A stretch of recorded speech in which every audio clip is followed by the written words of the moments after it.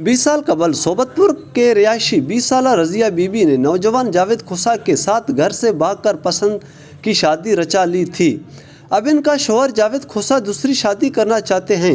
20 साल रज़िया बीबी ने वश न्यूज़ से गुफ्तगू करते हुए कहा कि मैंने 5 साल कबल अपने वालिदैन के घर को छोड़कर जावेद खुसा से सिंध के इलाके मीरपुर माथेलो की एक अदालत में पसंद की शादी की थी।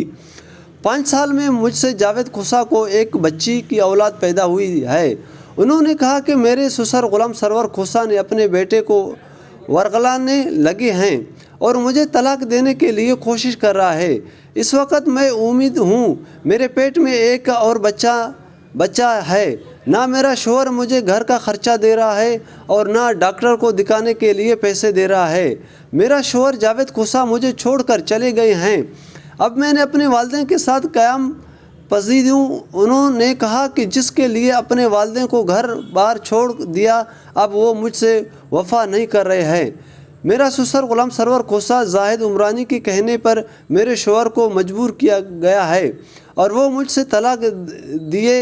उन्होंने तमाम आला हुकूमत से परज़ोर मुतालबा करते हुए कहा कि मेरे साथ होने वाली नाइंसाफ़ियों को अज़ला किया जाए और मुझे इंसाफ फराहम किया जाए।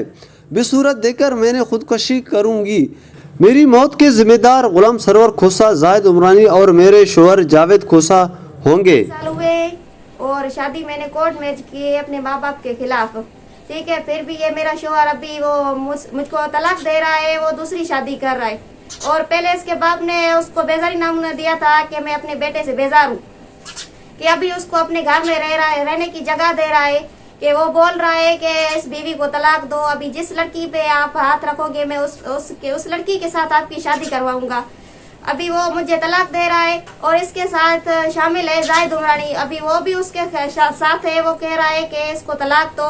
वो उसके कहने पे उसने लड़की भी उसको पटा के दी है, वो अभी उससे बात कर रहा है।